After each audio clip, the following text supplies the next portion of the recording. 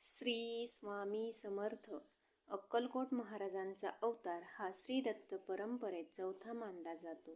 दत्त संप्रदायात ही परंपरा पुढील प्रमाणे आहे. वेद आणि पुराण काळात श्रीदत्त ही विभूती होऊन गेली.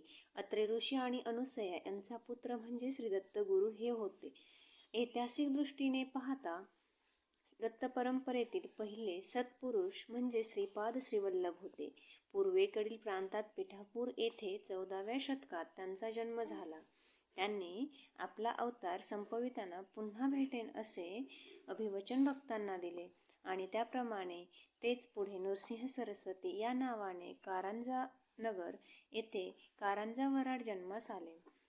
त्यांच्या अवतार कार्यास कालावधी इसवी सन 1378 ते 1458 हा आहे. त्यांनी गाणगापूर येथे श्रीपाद श्रीवल्लभांच्या पादुकांची स्थापना केली. इसवी सन 1457 च्या सुमारास ते श्रीशैल यात्रेच्या वेळी कर्दळी वनातून गुप्त झाले आणि त्यानंतर सुमारे 300 वर्षांनी कर्दळी वनातून ते पुन्हा प्रकट झाले.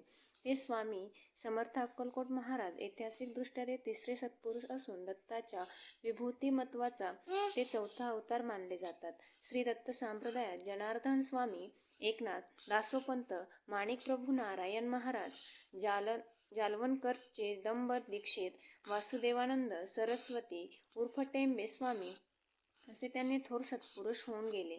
श्री स्वामी समर्थांनी स्वतःचं मूळ पुरुष वडाचे झाड दत्तनगर हे वसतिस्थान आणि नाव नृसिंहभान असे भक्तांना सांगितल्याने श्री दत्त संप्रदायात श्री स्वामी समर्थ महाराजांचे स्वरूप हे श्री दत्ताचे चौथे अवतारित्व मानले आहे. त्यामुळे भक्त हे स्वामी भक्त झाले. स्वामी महाराज हे दत्तात्रेयांचे तिसरे अवतार म्हणून अक्कलकोटाचे श्री स्वामी समर्थ मानले जातात. आपल्या अवतार सप्तमीच्या वेळी नृसिंह सरस्वती श्रीशैल्य येथून कर्दळी वनामध्ये गेले.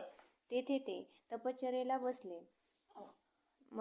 350 वर्षे गेली. त्यांच्या भोवती वारूळ तयार झाले. एके दिवशी एका लाकूड तोडताना त्यांचा घाव चुकला आणि तो वारुळावर पडला. त्या वारुळातून स्वामी समर्थ प्रकट झाले असे सांगितले जाते. लाकडे तोडताना कुऱ्हाडीचा घाव वारुळावर बसला व तो श्री स्वामी समर्थांच्या मांडीवर लागून श्री स्वामी समर्थ समाधीतून जागे झाले.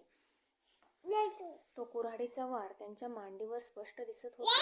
श्री स्वामी समर्थ तेथून काशी क्षेत्र प्रकट झाले. तेथून गंगा काठाने कलकत्ता जगन्नाथपुरी मार्गाने गोदावरी तीरावर आले. प्रथम श्री स्वामी समर्थ मंगळवेढे ग्रामी प्रकट झाले. ते रानात वास्तव्यास करीत क्वचित गावात एक ब्राह्मण कुटुंब होते. ते श्री स्वामी महाराज गावात आले की भोजन देत. मंगळवेढे येथील वास्तव्यानंतर श्री स्वामी समर्थ पंढरपूर, मोहोळ, सोलापूर या ठिकाणी वास्तव्य करून श्री अक्कलकोट येथे आले. त्यावेळी 3 दिवस स्वामींनी अन्नग्रहण केले नव्हते. चोळप्पा यांनी स्वामींना आपल्या घरी नेले व भोजन दिले.